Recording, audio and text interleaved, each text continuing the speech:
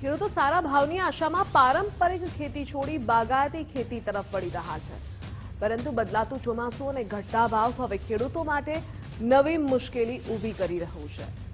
મોરબી જિલ્લામાં આ વર્ષે 5665 હેક્ટર જમીનમાં દાડમનું વાવેતર થયું, પરંતુ દાડમમાં આવેલી ફૂગના લીધે ગગડી ગયેલા ભાવને લઈ ખેડૂતો ભારે મુશ્કેલીમાં છે।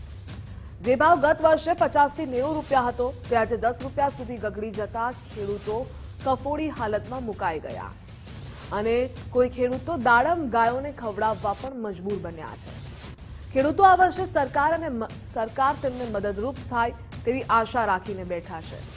સમગ્ર મોરબી જિલ્લામાં બાગાયતી પાક તરફ વળવા ઈચ્છુક ખેડૂતો પણ આ સ્થિતિ જોઈ ફરી એક વખત વિચાર કરવા મજબૂર બન્યા।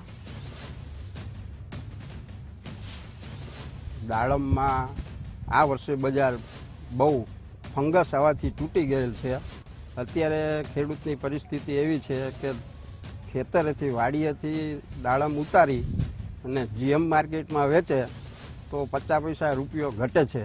એનું ગણિત છે 2 રૂપિયા ઉતરાય, 2 રૂપિયા શોર્ટિંગના, રૂપિયો 1.5 રૂપિયો કમિશન અને રૂપિયો લગેજ અને 1 રૂપિયોથી 1.5 રૂપિયા ઉતારવાનો ખર્ચ, ટોટલ 7-8 રૂપિયા દાડમ ઉતરીને યાર્ડમાં પહોંચે અને ખેડૂતને ભાવ 6 રૂપિયાથી 8 રૂપિયા 9 રૂપિયાનો દડો થાય છે। એટલે ઘણા બધા તો પછી વચ્ચે નાખીને ખાડુમાં ઉલારીને આવતા રહે છે। વરસાદના લીધે એક ખોટો જેણે પાકમાં નુકસાની આવી, ફંગસ આવી ગઈ અને છોડમાં સુકારા એટલા આવી ગયા છે।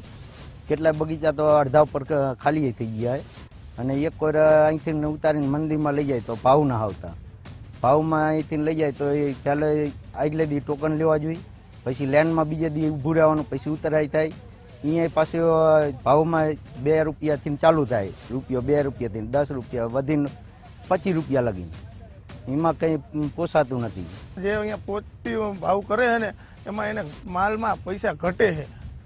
12 લાખના ખર્ચો ચડે છે, 2 લાખ રૂપિયા માન વળતરમાં રિટર્ન આવે છે એને પાછા, કાંઈ વધતું નથી। એટલે તમારા માધ્યમથી અમે એટલું જ કહેવા માગીએ કે જે પ્રકાશ વરમોરા જ્યારે હોય ત્યારે એમ કહે કે અમારા ખેડૂત સમૃદ્ધ છે, આટલા કરોડના દાડમ વેચે છે અને આટલા કરોડના વેચે છે, તો અત્યારે પ્રકાશભાઈ તમે ખેડૂતોની દયા ખાવ ખેડૂતો ઉપર અને ખેડૂતો હમું જુઓ અને ખાલી એકવાર બગીચાની મુલાકાતો લ્યો અને તમે આનું કંઈક સોલ્યુશન આવે એવું કરો, કાં સરકારમાંથી કંઈક વળતર અપાવો, સબસિડી અપાવો અને આ ખેડૂતોને કંઈક માર્ગદર્શન આપો કે આ ફંગીસાઇડ આવે તો આના વિશે આ ફંગસ રોકવા માટે શું કરવું જોઈએ વૈજ્ઞાનિક રીતે કે કોઈ પણ રીતે, એમ આના વિશે કાંઈ પણ વિચારો એમ।